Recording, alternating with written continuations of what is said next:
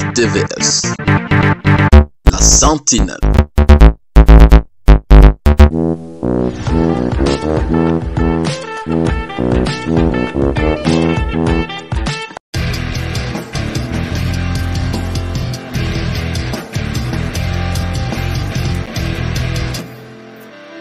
Bien-aimés dans le Seigneur, shalom, que le Seigneur vous bénisse. C'est votre humble serviteur, Pasteur Moïse Kakoulé Bouloula, qui vous vient en direct de Longueuil, c'est dans la rive sud de Montréal. L'objectif de vous venir ce soir, c'est vraiment pas dans le cadre d'un enseignement, non. C'est juste que je voulais faire une réponse générale par rapport aux questions, préoccupations que nous sommes en train de recevoir par rapport à cette éclipse solaire qui va se passer dans 2 jours. Aujourd'hui, nous sommes samedi 6. Demain dimanche sera le 7. Le lundi, ça sera le 8 et il y aura une éclipse selon les météorologues aux environs de 3 heures, 14 heures, 3 heures là-bas, l'heure de ici dans beaucoup d'endroits en Amérique du Nord. Alors, dans le cadre de donner des réponses aux questions, préoccupations qu'on est en train de recevoir, si c'est lié à la parole de Dieu, il y a certaines déviations, il y a de surinterprétations. C'est la raison pour laquelle nous venons. Nous allons d'abord prier. Seigneur, nous disons merci pour ce moment.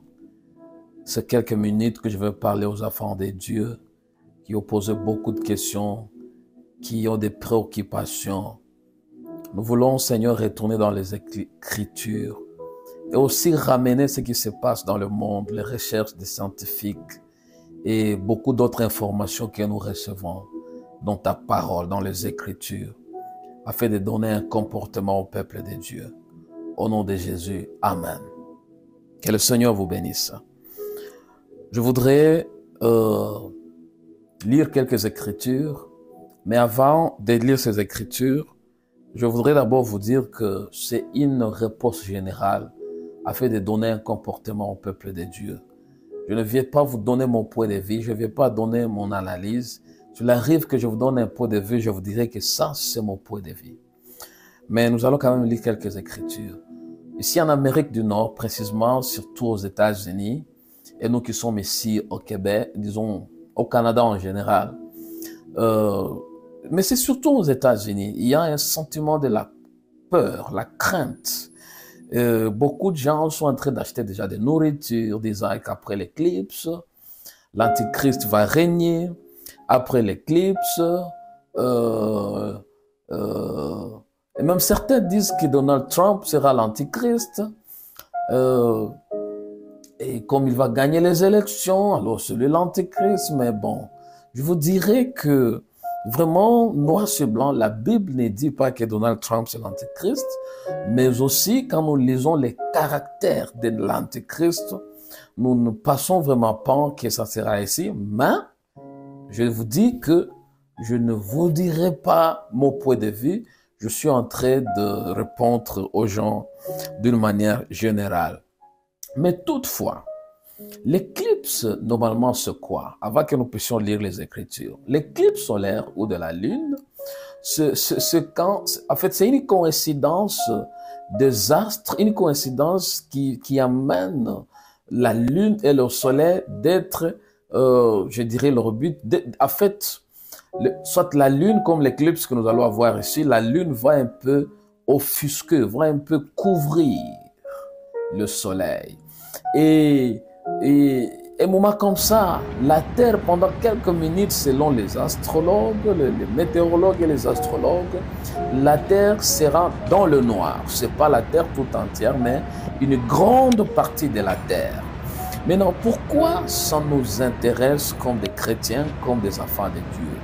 Parce qu'il y a des Écritures qui nous parlent des signes comme celui-ci qui va se passer. Par exemple, quand Jésus était mort, la Bible nous dit clairement qu'il y a eu une ténèbre dans le monde entier. Et Jésus était mort à la 9e heure. On peut dire dans notre façon, dans notre français, je m'excuse, c'était 15 heures, 3 heures d'après-midi, la 9e heure. Mais comme par coïncidence, cette éclipse aussi va se passer aux environs des 15 heures. C'est ce qui me pousse à venir vous parler. Si ce n'était pas ça, je n'allais pas vraiment répondre aux spéculations, à tout ce que les gens sont en train de dire. En tant qu'un homme de Dieu, en tant qu'un enfant de Dieu, en tant que chrétien, nous allons un peu chercher la différence de plusieurs autres éclipses qui ont déjà eu lieu. Qu'est-ce qui fait que celui-ci sera un peu particulier? Laissez-moi vous lire d'abord quelques écritures par rapport... en fait, lisons par exemple Joël chapitre 30, Ézéchiel, je m'excuse, chapitre 32, le verset 7. Il est écrit ce qui suit.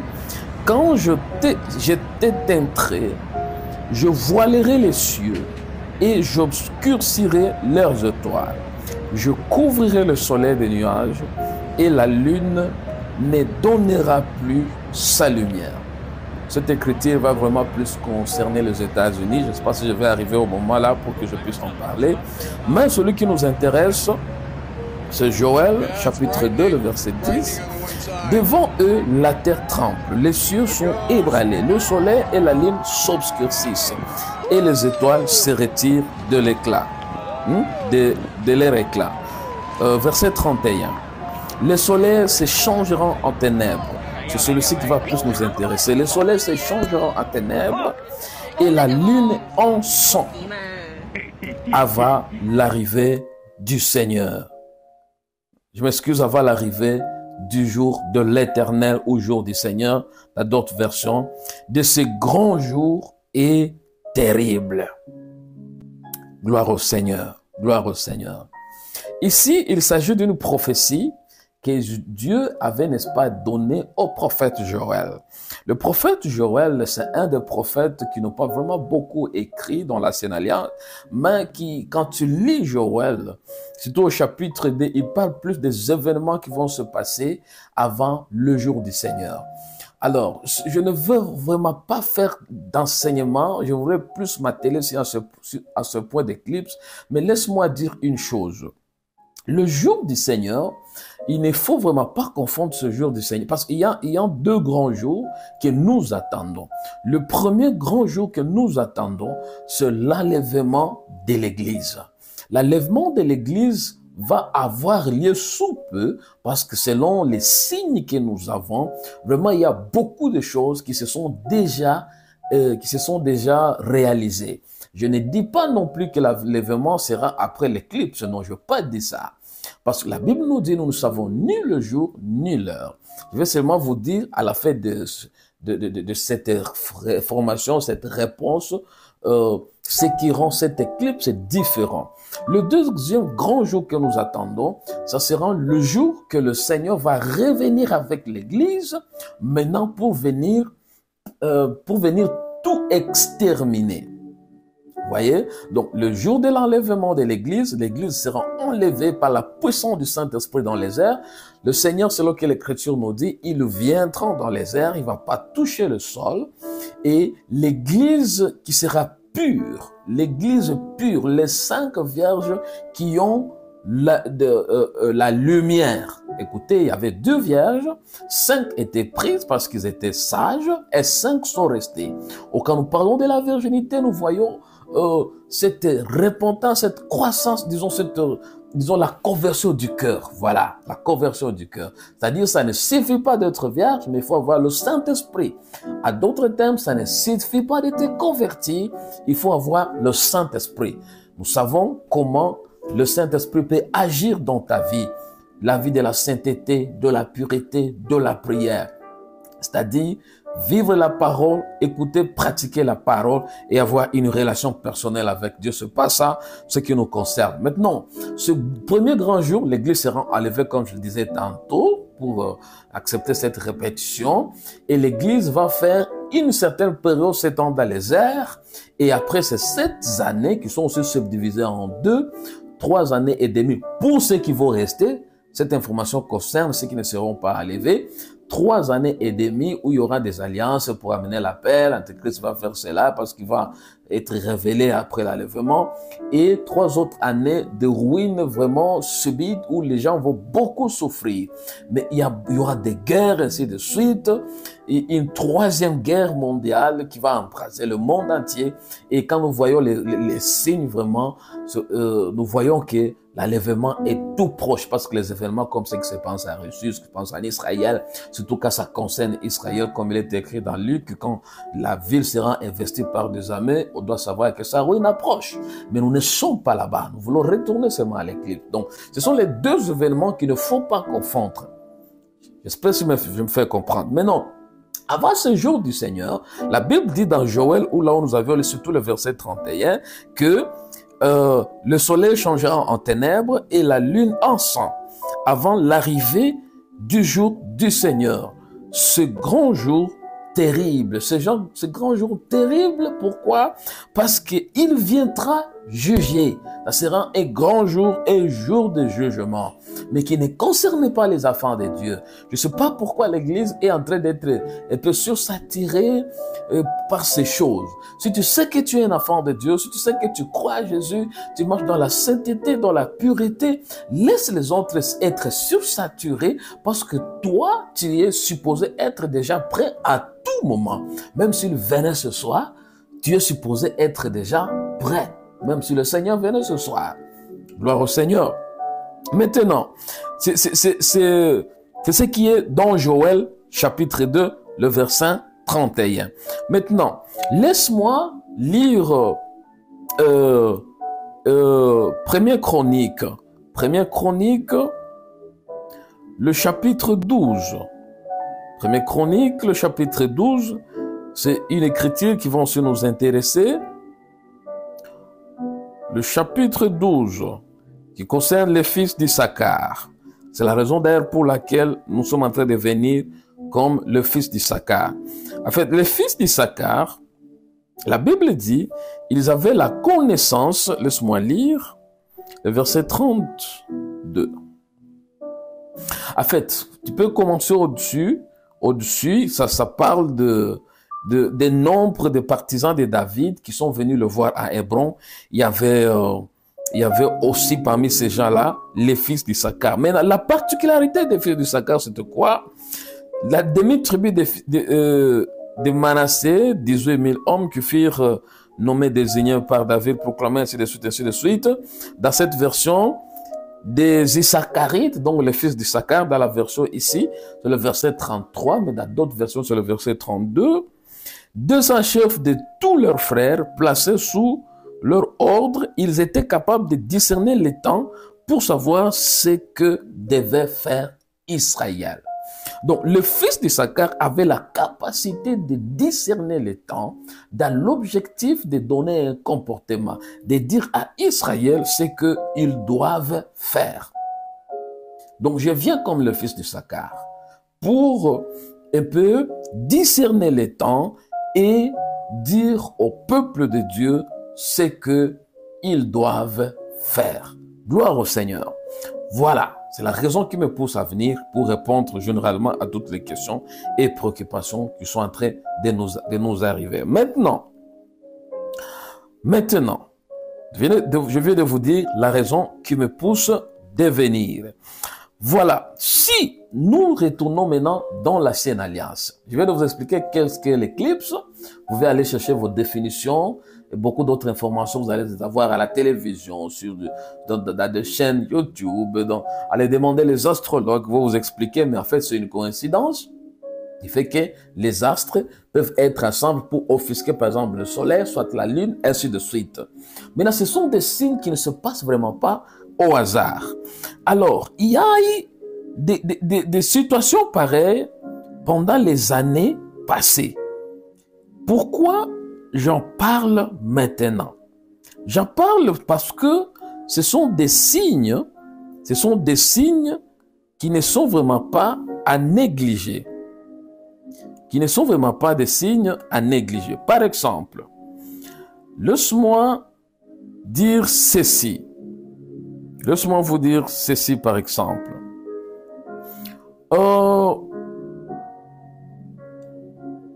Il y a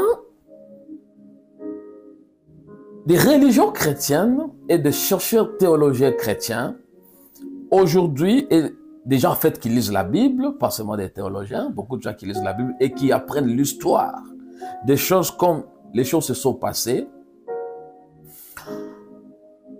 La mort de Jésus, nous allons retourner d'ailleurs dans les Écritures. Les Écritures nous disent qu'il était une heure.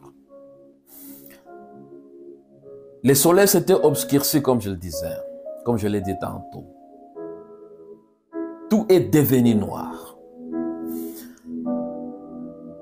Quelque chose qui attire notre attention à la 9e heure. C'est la première des choses qui attire notre attention à la 9e heure.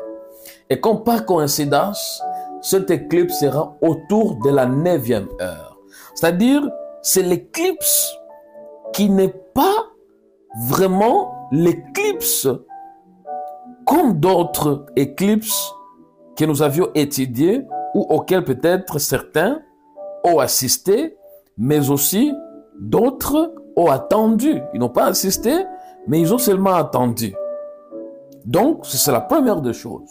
Deuxièmement, ce qui me pousse à vous dire que cette éclipse n'est pas juste l'éclipse, mais ça a sens pour nous les enfants de Dieu et que ça coïncide avec le mois fin mars et début avril qui, dans le calendrier hébraïque, ce qui m'avait suivi la fois passée, je ne parlais pas de l'éclipse, mais je parlais de Pessah. Dans le calendrier hébraïque, c'est le mois de Nissan. Nissan qui est, quand on lit Exode, quand ils sont sortis d'Égypte, quand le peuple de Dieu est sorti d'Égypte, Dieu avait dit à Moïse, vous allez considérer ce mois comme votre premier mois. C'était le mois de Nissan. Bon, le mot Nissan est venu quand le peuple de Dieu, ce même mois, ils étaient dans la déportation à Babylone et se retournaient, vous connaissez l'histoire. Mais là, quand ils se souviennent ou ils se souvenaient du passage, c'est le mois d'Aviv aujourd'hui. Donc, Aviv et Nissan, c'est la même chose. Dans le judaïsme, ils se servent d'Aviv quand ils célèbrent le Pessah. Je peux ne pas avoir la capacité de bien prononcer, mais le Pessah, c'est P-E-S-S-A-H. Mais ils utilisent Nissan comme commémoration quand ils se souviennent en fait de Babylone, de cette déportation. Mais c'est la même chose. C'est le même mois. Alors, c'est à ce mois-là, quand on retourne dans l'histoire des dates, donc par rapport à notre année civile, selon le calendrier que nous utilisons, qui n'est pas le même calendrier que le calendrier hébraïque, ça correspond, comme je l'ai dit, à mars et avril. Et pourtant, ce mars et avril Nissan ou Aviv, c'est le début de l'année pour les Juifs. Alors, comme le Seigneur avait décidé de prendre le corps juif, quand il est descendu, quand il a planifié pour venir sauver, vous savez, la Bible dit, il est venu chez les siens ne l'ont pas reçu, et à ceux qui l'ont reçu, il a donné le pouvoir de devenir enfants de Dieu. Là, nous sommes dans Jean chapitre 1er, à descendre. Au commencement était la parole, ainsi de suite. Elle était avec Dieu. La parole était Dieu. Elle était la lumière du monde. Vous descendez, venez, ainsi de suite. nous qui l'avons reçu, nous avons eu le pouvoir de devenir enfants de Dieu. Maintenant, les ciels-là dont parle l'Écriture, ce sont les Juifs. Donc, c'est par rapport à cela que je suis en train d'expliquer que ça concerne l'Église, que nous puissions apprendre ça comme une information afin que nous puissions comprendre pourquoi cette éclipse coïncide à certains faits des Écritures. Donc, deuxièmement, ça coïncide avec le mois de Nissan ou d'Aviv. Parce que l'éclipse sera le 8 de ce mois. Donc, dans 2 jours ici. Et ça sera autour des 15 heures. C'est le premier point que je l'ai dit. Autour de la 9e heure, à la même heure qu'elle est morte. Deuxièmement, le mois de Nissan. Troisièmement, Nissan de cette année, parce que ça ne coïncide toujours pas, ça ne corrobore toujours pas que le premier Nissan de l'année 2024 sera le premier Nissan de l'année 2025, ou bien a été le premier Nissan de l'année 2023. Non. Mais pour cette année, le premier Nissan sera le 9 avril. C'est-à-dire, l'année hébraïque prend fin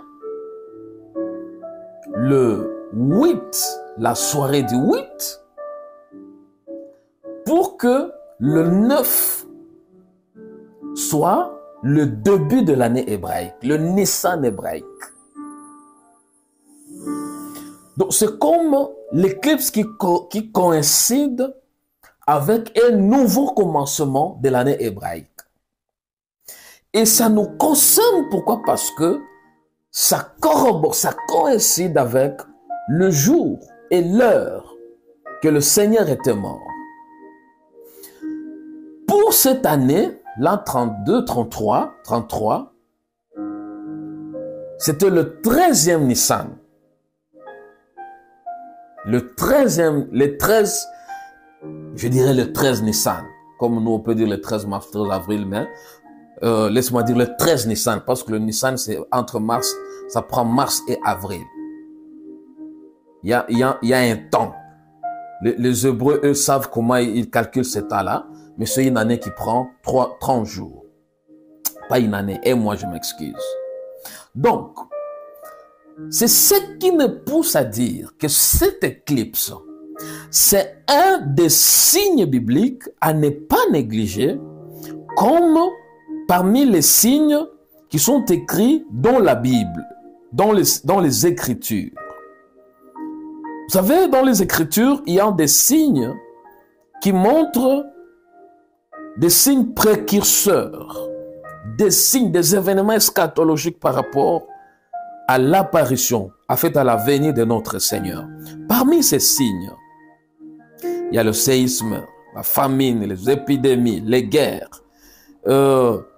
Les églises seront, en fait les croyants vont tomber, ils vont se refroidir. Il y aura de faux Christ. Nous savons que toutes ces choses se sont déjà produites. Il y aura aussi l'apparition des choses, des anomalies dans les cieux. Gloire au Seigneur.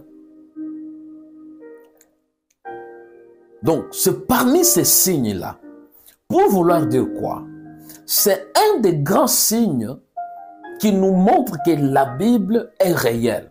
Les Écritures sont réelles.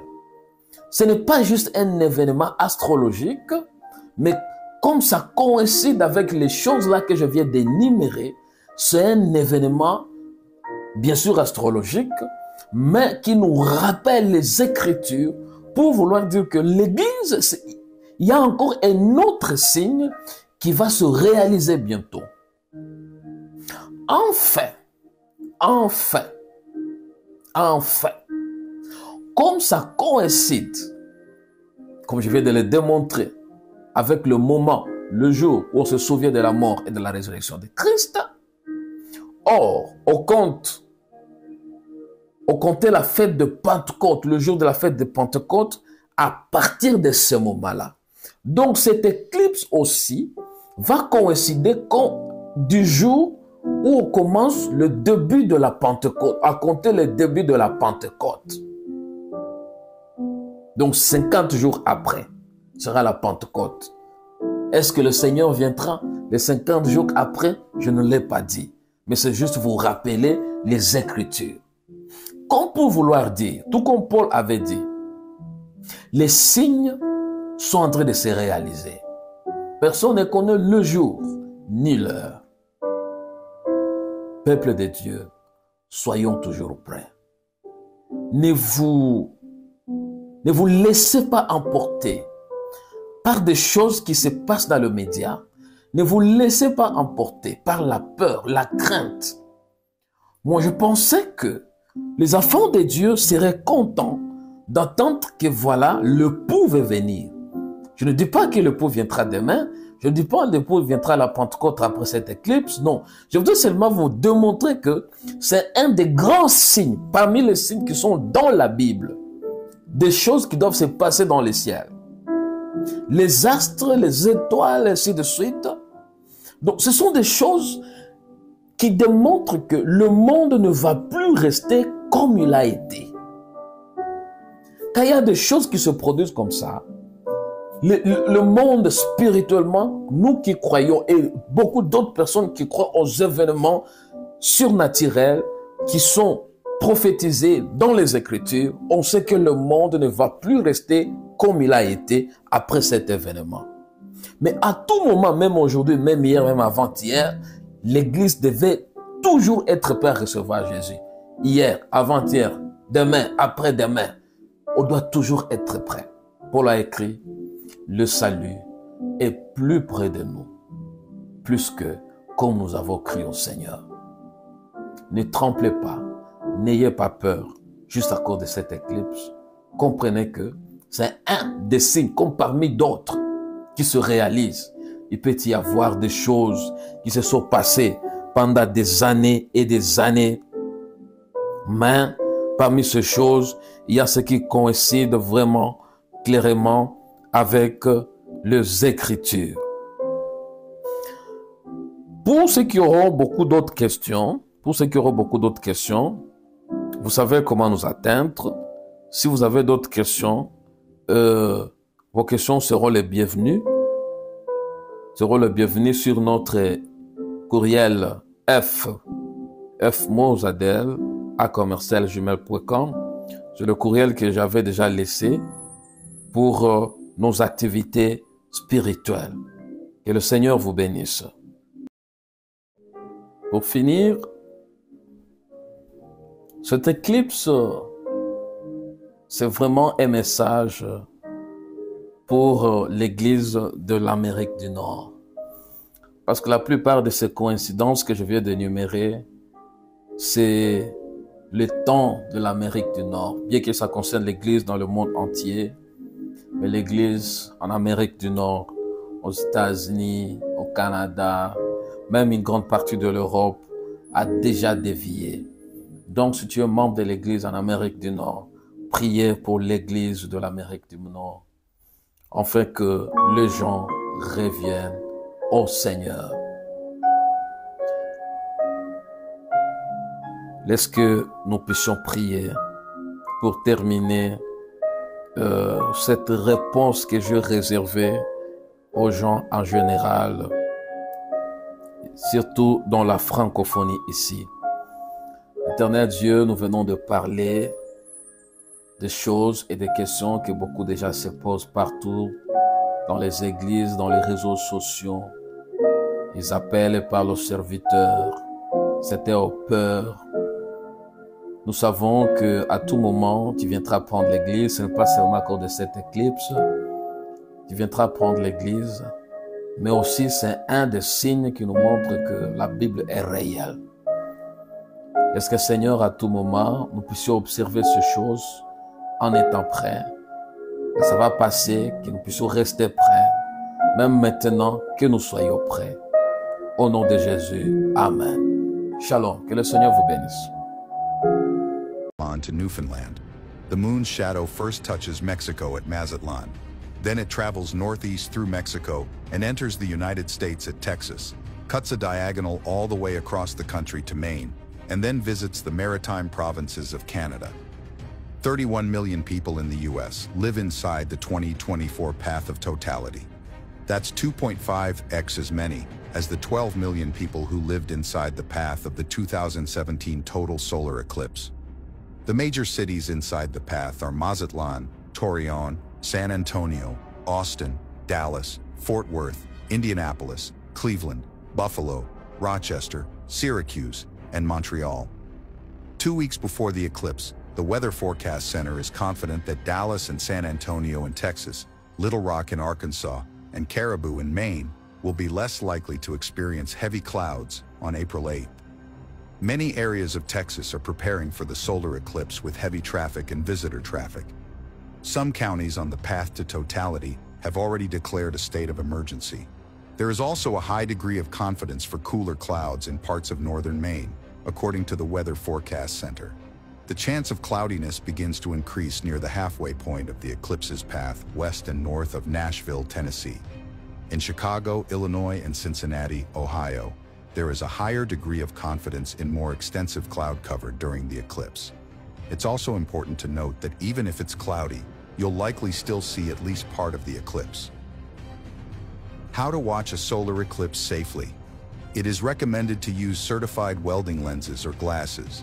Never look directly at the sun without special eye protection. During a total solar eclipse, you can look at it without protection only when the moon completely covers the sun. Regular sunglasses are not safe for viewing the sun. Use eclipse glasses that comply with the international standard ISO 12312-2. Do not look at the sun through a camera lens, telescope, binoculars, or any other optical device while wearing eclipse glasses. For safe viewing, solar filters must be installed on the front of any optical instrument. Be prepared for the single biggest mass travel event in the USA.